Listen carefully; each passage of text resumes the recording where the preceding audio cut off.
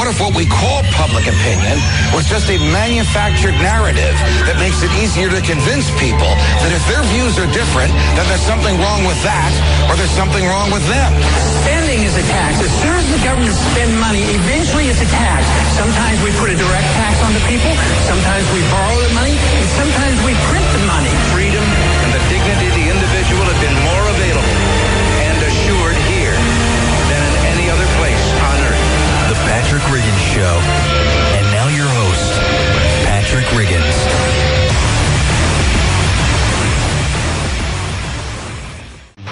Welcome to the Patrick Riggins Show.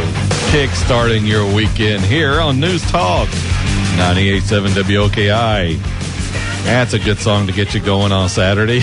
We are back again this week with more logic and reason to liberate yourself from the fog of disinformation that permeates just about all aspects of the media in this country. Piercing that fog, that clouded thinking, is the bright, shining light of the Libertarian Lighthouse Radio Network, of which this show is the capstone, the pinnacle of an already superior radio network. Each week I am here, me, Patrick Riggins, to give you the information you need to convert those who would sell your rights down the road, all in the name of security. And a lot of times, patriotism. Those are just two of the myriad of reasons given for this government to remove from you your God-given natural human rights. Well, many other talk shows will tell you that is the correct thing to do, to give up some of your rights for the so-called collective good, for the village, for the country. Yes, even conservative talk shows and their hosts will espouse this very thing. And yes, I'm also including the national news and talk shows in that, both on radio and television. If you listen with the libertarian filter, the original American values filter, you'll start to hear these things being said, all cloaked in the attractive garment of patriotism, or the war on terror, or the war on drugs. Speaking of which, you ever wonder why we have so many, quote, wars?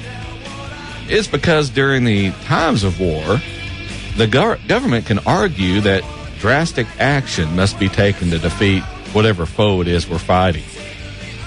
But did you ever notice that action always demands that you give up some of your freedom, while the government is never asked nor demanded to cut back on its encroachment?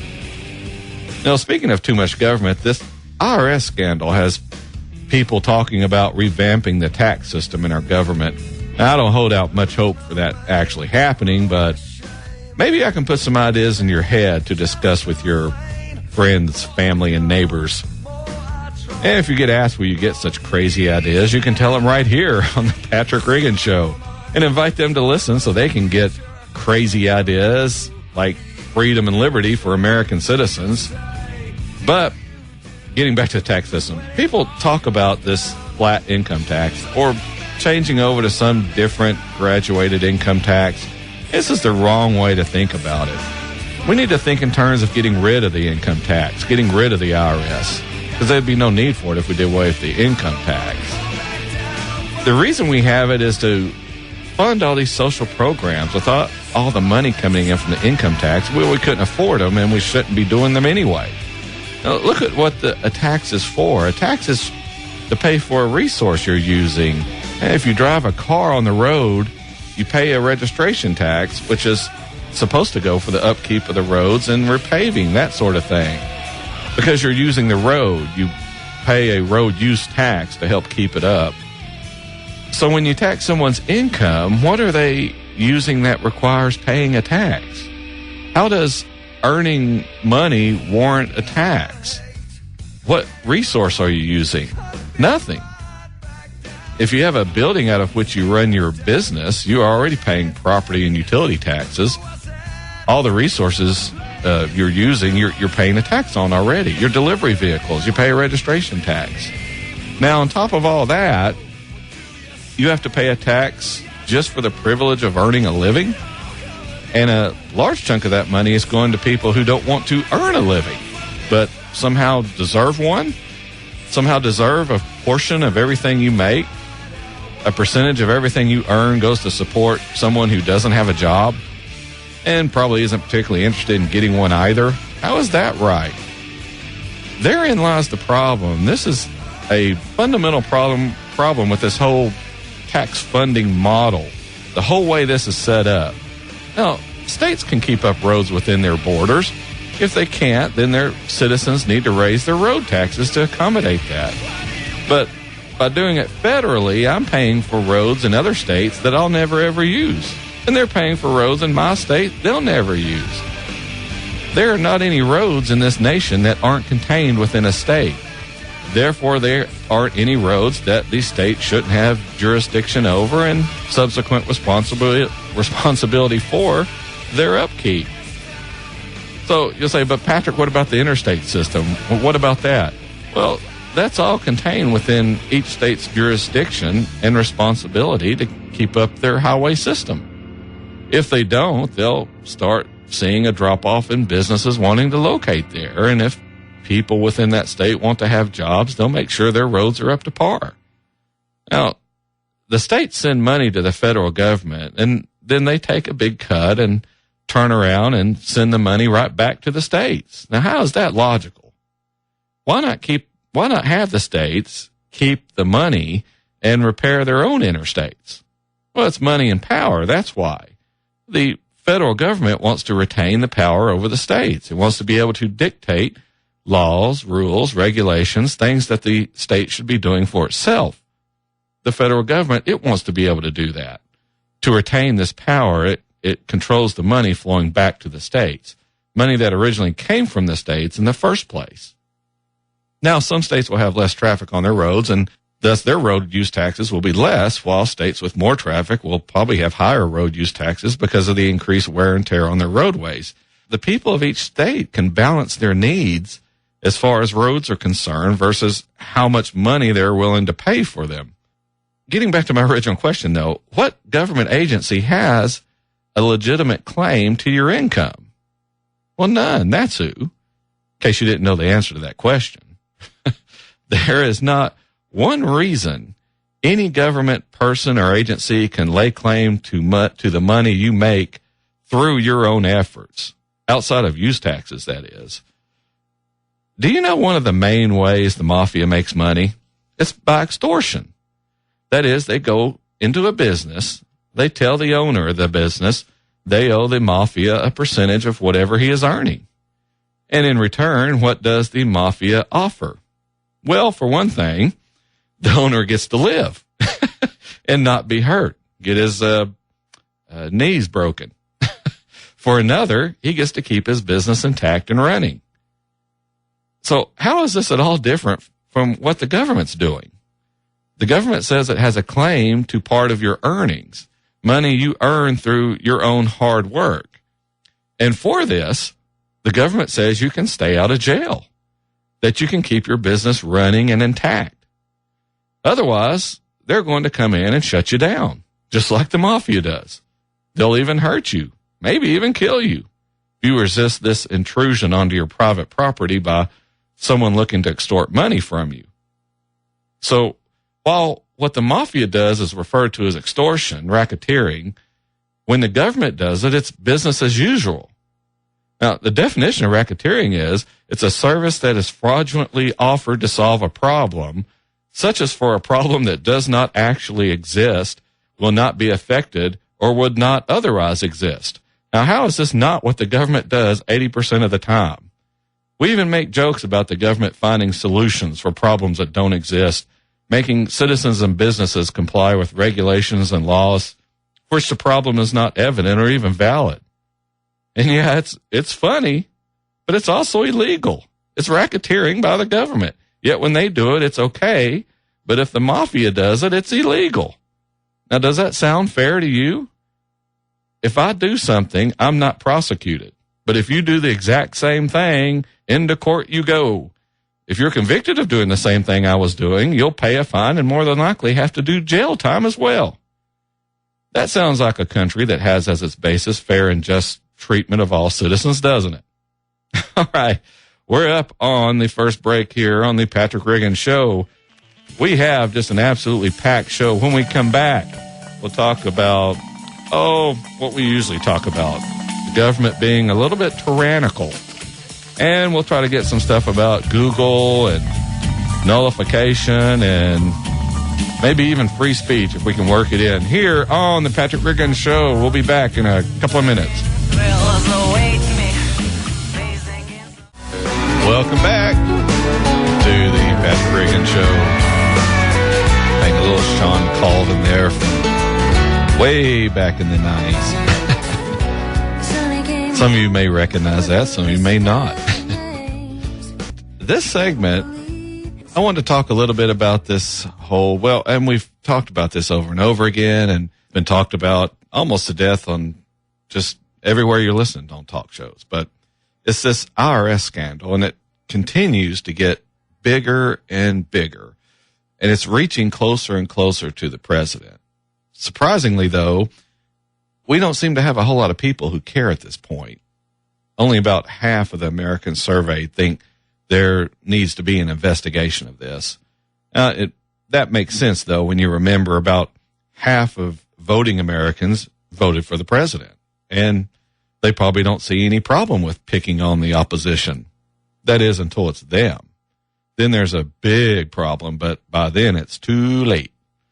Now, if this IRS scandal doesn't lay the argument about too much government to rest, I don't know what will.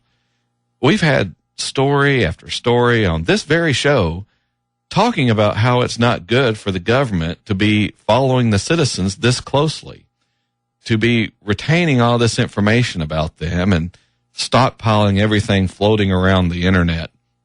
You can go back through our archives and hear me warning about this over and over and over. Probably a lot of you thought, Patrick's being paranoid, he's being hysterical. Well, am I? There are still some of you in this listening audience who think that right now, despite all this evidence, irrefutable evidence that this is what happens with this type of government surveillance, you think this is either being blown out of proportion or I'm just a nut, a conspiracy theorist. Well, let me be the first to inform you, I'm not much of a conspiracy theorist when I'm getting my information from major news outlets.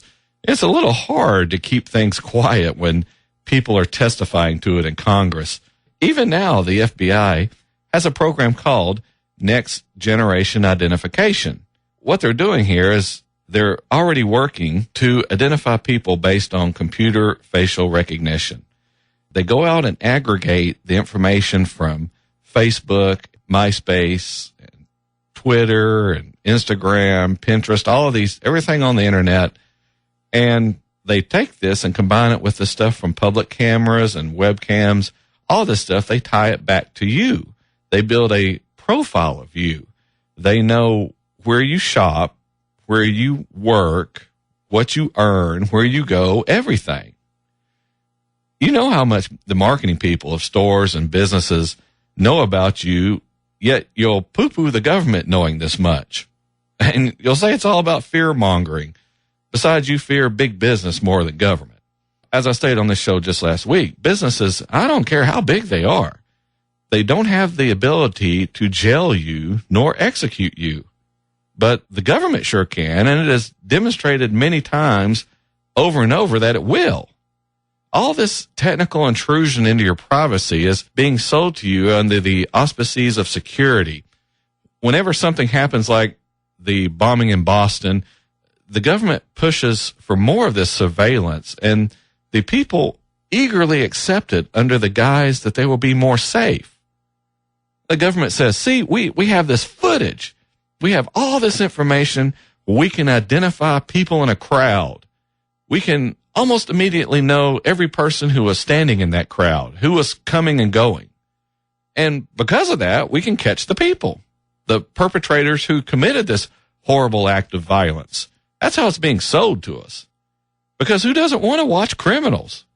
Who doesn't want to make the people responsible pay for their crimes? For goodness sake, they killed children. Your rights, your privacy isn't worth a child's life, is it? What kind of animal are you that you would think any differently? Well, again, as I've stated on this show time and again, and people don't want to hear this, but no, that child's life is not worth forfeiting my rights, my privacy. Yes, children might have died or did die in Boston. Children died in Sandy Hook. But none of those lives, none of them are worth giving up my natural human rights. Rights I have because I'm a human. Do you know why that child's life, those child's lives aren't worth me giving up my rights? It's because many, many more people died to secure those rights for me. Many more lives have been laid down. Sons and daughters, moms and dads, all have shed blood for me and you, specifically for the rights they considered so sacred, so important, that their own individual life meant nothing in the face of all that was to be gained.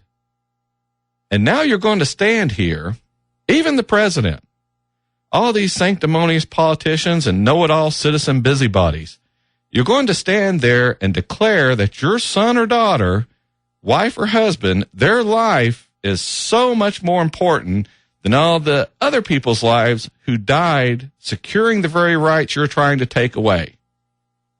The nerve you have to stand before the American people and try to say these victims' lives are worth more than the human rights that many more people have died for so that we can live free in this country. Freedom you're trying to trade for a supposed security that doesn't even exist. You might as well be trying to trade our freedom for a unicorn. Here's a news flash. The government can't guarantee your safety. Even the president has admitted it. If you listened to this show last week, you heard it. Go to our YouTube channel if you don't believe me. Listen to last week's show. I don't have time to sit here and play the clips. If I sat here and played clips from past shows demonstrating where I was right, where I was warning you about something that's happening now, well, that's all we'd be doing. Because I have been warning you about this over and over. That's why this show's so important. That's why you listen. That's why you need to get other people to listen. Because we have too many citizens of this country who are effectively zombified. They are the walking dead. Their lives mean nothing other than what their government, what their political party tells them. They don't think. They don't question. But unfortunately, they do vote. And this is why we have to reach out to them, to wake them up before we fall too much farther down this hole that is engulfing our country. As I said when I started this segment, if this IRS scandal doesn't point out the danger of having too much information about you, I don't know what will. And it isn't just the IRS. As I said, go to our archives. Listen to the segment talking about the National Security Agency data center they're building outside Salt Lake City. I've talked about it. It's up to you to listen and spread the word. Here's where this sort of information gathering goes wrong. Let's say you're a member of the Tea Party. You go to some rallies and the government knows because they have agents there talking to the people attending. They're getting pictures. Also, they can feed all this information into their computers. Now, with this nifty new facial recognition technology, everyone who didn't unknowingly give their names to the agents attending, they can just identify you through this facial recognition program. Now, when it comes down to start shutting down the political opposition, they send the IRS to audit people who have been attending these types of events or harassing them, harassing their family. Does this sound like something that should be happening in this country? This is something we talk about happening in Russia or China or World War II Germany. For goodness sake, that's one of the reasons we're given for fighting against Hitler. And here it is happening in this country. I don't care whether you're left or right, liberal or conservative. You cannot allow this sort of thing to occur because eventually someone is going to use it against you. You can no longer sit back and laugh because the people on the other political party, on the other political end of the spectrum, they're being harassed because the government will use it against whoever they need to, even the news media. those people who constantly give government a pass, who shill for more government control, they're even being investigated. The government's been caught doing it. And still we have reporters excusing the behavior, trying to say it isn't a big deal. We have the Attorney General of the United States meeting with news reporters and organizations off the record, the ones that would go there anyway, but giving them guidelines about investigating leaks in the government. In America, this is happening right now. We have people defending it, people who are excusing this behavior. All right, we're up on the bottom of the hour break already here on the Patrick Riggins Show. Boy, this show just flies by. When we come back after the bottom of the hour break, the second half of the show, we'll talk about Google and, what else we got? Maybe we'll try to get to some other things here, maybe nullification, we can get to it. But it will be a big half hour coming up. Don't miss it here on the Patrick Riggins Show on the Libertarian Lighthouse Radio Network. All right. Welcome back to the Patrick Riggins Show. You got it wrong. Got Jay in there holding down the lunch coming up, listening to the boy band song. Right. I have daughters. I hear this stuff enough. I used to torment the producer from my wood show. But they can't all be rock songs, I guess. This segment, I ran across this story today while I was doing some show prep, and it is from the Associated Press. Real quick, if you want a little behind-the-scenes thing about putting together your own radio show, you can, no matter what you do, no matter what stories you put together and what you decide you want to talk about, it all goes out the window about 3 hours before the show. So, and this is what happened here. I had a couple other things I wanted to talk about, but I read this piece on Google here, and I really wanted to go over this because it's really important. What is it? It says Associated Press story, and it starts off, a federal judge has ruled that Google must comply with the FBI's warrantless demands for customer data, rejecting the company's argument that the government's practice of issuing so-called national security letters to telecommunication companies, internet service providers, banks, and others was unconstitutional and unnecessary. FBI counterterrorism agents began issuing the secret letters, which don't require a judge's approval, after Congress passed the USA Patriot Act in the wake of the September 11th, 2001 attacks. The letters are used to collect unlimited kinds of sensitive private information, such as financial and phone records, and have prompted complaints of government privacy violations in the name of national security. Now, are you still glad your congressional representative voted for this piece of freedom-robbing legislation?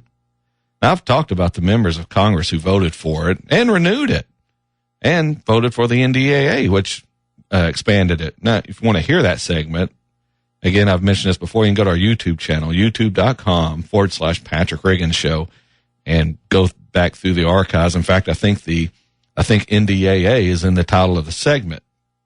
But during that, I listed the people in Congress who voted in favor of this type of just breach of our privacy rights.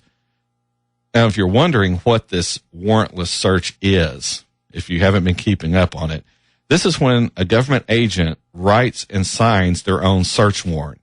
Only they're not called search warrants. They're called national security letters to make you think they're actually being used to protect you in some way. Now, a search warrant has to be reviewed and signed by a judge, so we have a check on the police deciding they want to violate your rights. They have to convince a judge that it's absolutely necessary. The national security letters, they don't require that. Only that the federal agents say it's necessary. No judge needed. Does that sound like a good idea to you? No? Well, odds are you supported your congressional representative who voted for it, voted to allow agents to decide for themselves whether or not to violate your rights. But getting back to the story, it says, in a ruling written May 20th and obtained Friday, U.S. District Court Judge Susan Ilston ordered Google to comply with the FBI's demands. But she put her ruling on hold until the 9th U.S. Circuit Court of Appeals could decide the matter. Until then, Google must comply with the letters unless it shows the FBI didn't follow proper procedures in making its demands for customer data in the 19 letters Google is challenging. Now, after receiving sworn statements from top-ranking FBI officials, the judge, Ilston, said she was satisfied that 17 of the 19 letters were issued properly. Oh, okay. The top-ranking FBI officials say it's okay, that everything was done properly. Because you can sure trust top-ranking officials at a government agency. Just ask the IRS, Lois Lerner, Eric Holder, heck, even President Obama. They'll all tell you those top-ranking officials aren't going to do anything wrong. They aren't going to violate anyone's rights without a really important reason. Kirk Opspa, yes, it's OPSAH, an attorney with the Electronic Freedom Foundation, said it could be many more months before the appeals court rules on the constitutionality of the letters, of the national security letters, in the Google case. Judge Ilston's May 20 order omits any mention of Google or that the proceedings have been closed to the public. But the judge said the petitioner, in quotes, was involved in a similar case filed on April 22nd in New York federal court. Doesn't that sound nice? Closing proceedings involving the violating of the rights of citizens of the United States of America. You know, I remember reading in the Constitution about it saying the government should conduct hearings in secret courts without any type of public review. That doesn't sound like anything that goes on in Mother Russia or China or any other oppressive state, like North Korea. In 2007, the Justice Department's Inspector General found widespread violations in the FBI's use of the national security letters, including demands without proper authorization and information obtained in non-emergency circumstances. Since then, the FBI has tightened oversight of the system. So we've had problems and abuse with this program, and yet we allow it to continue. I'm sure the people who are targets of this abuse don't think it's such a great thing to be doing. Just ask the Tea Party how much fun it is being targeted by a government agency. The reason given to us for this whole procedure is that government agents didn't have time to get a judge's approval. They had to move on this information now before another attack occurred. The holdup on preventing attacks was trying to run down a judge and getting them to sign a search warrant. But here is a case, or this case, which has been delayed for months now. And you expect me to believe you cannot get a judge to review a search warrant during that whole time? That's a bold-faced lie, an outright lie. They can get a judge to review a search warrant within hours, at most a day if that's what's required. The agents can even go to the judge's house and have him sign it on his kitchen table. But these national security letters were so important, they had to be acted on immediately. Yet here it is months later, and the letters are hung up in court. Seems to me if they actually had something concrete, they could have a judge sign a regular search warrant by now. This Associated Press story finishes up with the FBI had 16,511 national security letter requests for information regarding 7,200 people in 2011. That's what their latest data says. So 16,511 requests on around 7,200 people. How many of those people have been arrested? Well, none. That's how many. Because if anyone had been arrested as a result of these national security letters, you can bet we'd have seen no end to the agents being trotted out before the cameras extolling the virtues of this program, how having warrantless searches helped them crack the case. So you freedom and liberty people, you guys who preach about respecting the rights of people, you shut up, because this program nabbed this dangerous person before they had a chance to do something. Now, this program is all about government wanting to be able to tell itself it can violate your rights if it deems it necessary, which really means you don't have any rights other than what the government says you have. These are people who believe all your rights, your natural human rights, they all come from government. You don't have any rights. Contrary to what our Declaration of Independence states, you don't have any unalienable rights. Your rights are only what the government says they are at the time. Just look at how the government routinely violates them, and we vote people in to allow it. Allow government agencies or agents to write their own search warrants based on the fact they say it needs to be done. And you sit here and tell me we don't have a serious problem with the government in this country, that we don't have essentially a tyranny under which we live. No, it's nice. The walls are lined with some nice wallpaper and the floor's carpeted, but it's still a cage when you get past all the pretty decorations. You need to check to see how your congressional representative voted on this type of legislation, the Patriot Act, the NDAA. When you hear this will help on the war on terror, or this is another tool in the fight on the war on terror, your ears need to start listening really hard, because this is something designed to remove from you more of your freedom. And the truth of the matter is, we don't need it. It's just another power grab by the government. Another way to get you used to thinking your rights only what the government says they are and nothing more. We are the ones in charge. We need to start taking these rights back. Start removing from the government all these privileges it has granted itself in violation of the Constitution. If we don't, you will have to be blind to not see where we're heading. If the police can kick in your door, and that's essentially what national security letters mean, if they can kick in your door just based on the assertion from another fellow officer that it needs kicking in, then we're on the verge of a complete totalitarian police state. And then it'll be too late to get turned around, because that same police state would never allow it. All right, we're up on the last break already, the Patrick Riggin Show. When we come back, we went a little over. It'll be a short segment, but we'll see what we get to here. Join us in a couple of minutes. Welcome back to the Patrick Riggin Show. Does that clear out that boy band there, Jay? A little bit? I feel a little bit better. I'm not as close to revoking your man card as I was before. Oh, I started off with Motley Crue. Even had some 3 Days Grace in there. Yeah, but you took a huge step back with One Direction. With the One Direction. Yeah. I had to play that. All right. Here on, we're up on the last segment here. It's going to probably be a short segment because we ran a little long in the last one. But everything here is important, so we'll try to cram this in as quickly as we can. You know, being on the radio and having a talk show, especially a political one, although I'd make the argument that this show isn't so much political as it is just a talk show featuring logic and reason, a libertarian outlook on life, an outlook through the prism of the original American values that made this country great, which is freedom and liberty for everyone, no matter what. Everyone gets the same. It's a strange concept by today's standard, but one for which we fight for each week here on the Patrick Riggin Show, and in the bigger picture, the whole Libertarian Lighthouse Radio Network.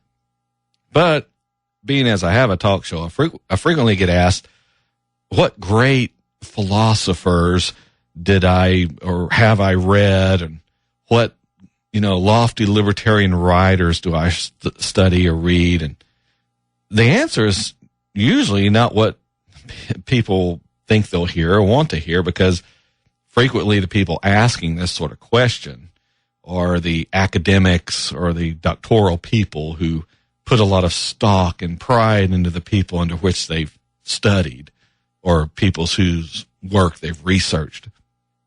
What I tell them is that I haven't spent all my time reading what other people have to say about living this way, because living this way wouldn't be correct, wouldn't be the natural human way of living if I had to ask someone else how to tell me to do it. And see, I was raised to mind my own business. I guess in that sense you could be nurtured to go one way or another politically, but look at how many people have gone the opposite way their parents were thinking, just purely for rebellious reasons. And most of that's because they wanted to be more free. They don't seem to be too many children being raised who want more restrictions on how they're living. But with libertarian parents, you don't tend to run into that kind of rebellion, not as much anyway, because more is expected of you as a child. You're expected to behave as an adult at an earlier age. You're taught to take responsibility for your problems and create a solution for them, in contrast to how your government treats you, which is like cattle. All you can do is eat what they provide for you and live where they provide you shelter and do whatever your master tells you to do. And you think you have freedom, but you don't. You have a certain government-defined freedom, a heavily restricted freedom. But from inside, it sure looks like freedom because that's what you're told freedom is. But if you look at it from the outside, it bears no resemblance to freedom at all. I guess my point is that you don't have to spend all your time reading what other people have said. Use your God-given common sense. If you need help developing a more libertarian outlook on life, just listen to this radio show each week. I guarantee within a month or so, maybe even sooner, you'll intuitively know what to think about the issues that arise in the news every day. Because libertarianism is remarkably consistent. It doesn't change attitudes or positions just because the players change. The basis will always be freedom and liberty, treating adults like adults, allowing them to make their own decisions, allowing them to do what they want as long as they aren't infringing on another person's rights. It's really that simple. If someone proposes something that tramples on another human's natural rights, you oppose it. Doesn't matter who is proposing it or for what reason. War on terror, removing your freedoms? Nope. War on drugs, intruding on your privacy? Nope. Doesn't matter what the president is putting forward. We saw many Republicans gladly hand over our freedoms and liberties by signing on to the Patriot Act and the NDAA, along with all the other unconstitutional and freedom-robbing laws that were been signed by George Bush. Talked about them just last segment. We see many Democrats do the same thing under President Obama, all because their guy is doing it, essentially selling out their country, their fellow citizens, to support their team, their political party. Both sides do this, along with their media sycophants. And yes, that includes the big name talk show people and the networks, MSNBC, CNN, even Fox News does it. I had some quotes I didn't get a chance to. We had a Fox News commentator basically saying we needed more cameras in public. But both sides are hypocritical, and they're both government knows best people. But sorry to get off on tangent there. I wanted just to address that right here at the end of the show, just to let you know that you don't have to read what other people say. Just use your common sense, use your God-given common sense, because you know if it's restricting your freedom, it's wrong. All right, we're up on the end of the show here on the Patrick Reagan Show on News Talk 98.7 WOKI. Want more information about us? Go to our Facebook page, facebook.com/Patrick Reagan Show. Again, facebook.com/Patrick Reagan Show. Be sure and hit that like button.